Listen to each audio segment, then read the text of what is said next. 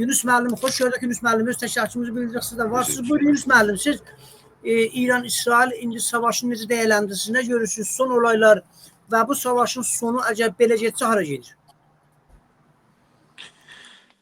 Yəni böyük bir dəyişikliyə yol açan bir savaş kimi gözə gəlir. Təbii ki, burada yəni bilinən, yəni ilk aşamada nə Amerika və hətta İsrail tərəfindən rejim dəyişmə söz konusu olması gözə çarpır. Yəni mesela rejim dəyişmə konusu söz konusu olsaydı, mesela deyirlər bu piyada nizamda, yəni yeriyəcəksən, ölkəni kontrol altına keçirdəcəksən. Yəni hava gücləri ilə bir ölkədə rejimi dəyişdirmə biraz yəni mümkünat içində deyil, öyle böyük bir İran kimi bir ölkənin. Amma bir tane burada bir təhlükə var. O da budur ki, nə qədər çox devam edirsə bu savaş, nə qədər yəni rejimin orqanları zəifləyirsə, vurulursa və bu deyil ki, indi Tehranın özündə mesela su məsələsi var, enerji məsələsi var, çörək məsələsi var. Yəni çörək pişirən, yəni çörəkçilər işləyə bilmirlər.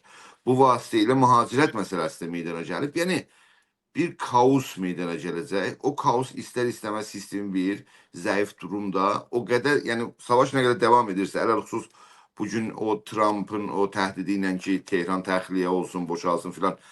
Əgərsə, yəni Amerika bu savaşın içine de girmiş olursa, o qədər mümkündür İran içəridə rejim zəifliyə ki, bir usyana və rejim dəyişikliyinə şərait yarar. Yəni istəməz bir durumda xalqların, yəni aclıq deyək, bəlirsizlik deyək və yəni özlərin qutarsın cəmaət deyək.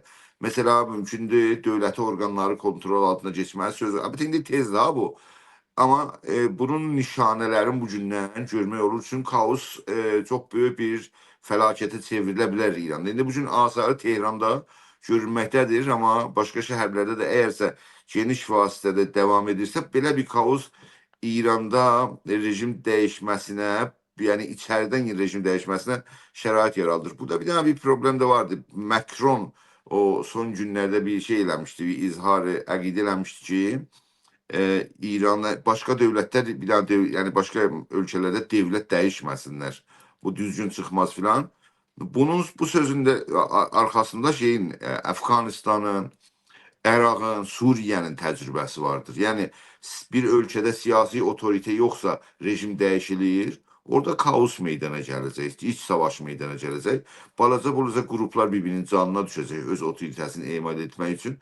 Yəni o yəni xoş bir durum değildir. Yəni bugün elə Amerikanın hani İranda rejim dəyişməmə söz konusu olanda, hətta bu qadın yaşama azadlığının son anlarında, o sönmə anlarında da hani hem Amerika hem Avrupa dövlətlərinin biraz geri çəkinməsi və yəni bu sıcaq siyasətlərinin sönməsini də görmək olurdu. Yəni acaba rejim dəyişirirsə hangi siyasi otorite bunun yerine oturacaqdır? Mesela indi bunlar Pəhləvinin oğlunun orada becərdiklər, amma elə bir güclü bir səviyyədə değildir. Mesela Mücahidin xalqı var, elə bir güclü səviyyədə, İran səviyyəsində bir otorite siyasi olsun. O otoritəsizlik ölkədə çox böyük bir kaosa, İran kimi ölkədəki mesela qeyri-fars millətlərin məsələsi var. Onlar bu məsələni bizdən daha yaxşı bilirlər ki, yəni millətlər arası savaş məsələsi meydanında olacaq və İran öz içində, hətta Tehranda belə iç savaşı, yəni məsələ deyək, Mücahidin xalqın da bir cumhurbaşqanı var, Məryəm Rəcəvi özləri seçiblər. Onların da səltənətlərinin bir padişahları var. Mərkəzdə mesela solcular və müstəqil cumhuriyyətçilər də bunların heç birini qəbul etmir. Bir kaos Tehranın özündə meydana gələ bilər. Yəni silahlı bir savaş. Yəni o cəhətdən elə bir təmayül göstərilmir, amma bu savaş çox devam edirsə, bu kaos daha geniş vasitədə şəhərlərə yayılırsa, orada bir yəni uzun müddətdə bir bəlirsiz bir durum və hətta siyasi dəyişikliyə bir yol aça bilər deyə düşünməyimiz lazımdır. Yəni bu cəhətdən İranda rejim dəyişməsinə bir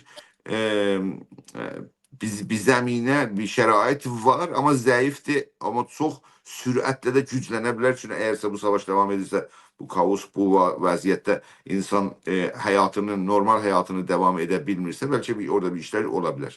Bu cəhətdən görmək olar. Amma bəlli olası böyük güclər tərəfindən belə bir rejim dəyişmə məsələsi də yoxdur.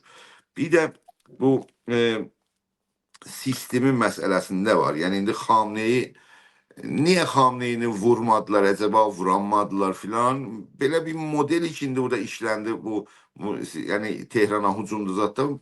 Daha çox şey oxşadı. Bu nədir o? Lübnanda Hizbullahın vurması və onu zəiflətməsi və onun hərbi güclərini, yəni o 30 kilometr istədiyi alanda geri oturmasına səbəb olmasının liderlərin vurması və onun kaos yaratması və ondan sonra aşağıdan hərbi hücum. İranda da indi bəlli olası uzusu başlayıbdı. İndi Xamneyini vurublar ya vurmayıblar. Yəni vurmamanın da bir səbəbi vardır. Çünki ora İranın yəni qərar verici mərkəzidir da. Yəni o otursun bir qərar versin. Amma o iki Lübnanda keçdi.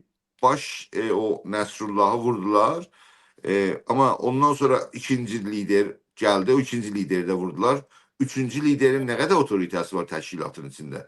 Çox bir zəif durumda, məcburən əqəbləşində, yəni geri oturma durumunda qalır. Yəni, əgərsə bu modeldən İranda istifadə ediblərsə, onda Xamneyə əl tapa bilməyiblər deyə düşünmək lazımdır.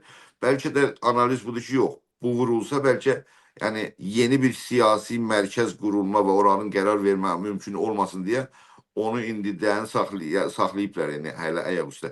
Yəni bunu bilmirik. Bunlar onların öz yəni əmniyyət təhlillərinin içindən çıxar, amma görüntü bizə belə göstərir. Bu ki indi bir söz eşitdim burada ki Xamneyə deyib məndən sonra Sipah filan qərar verəcək. Yəni bir kaos yəni.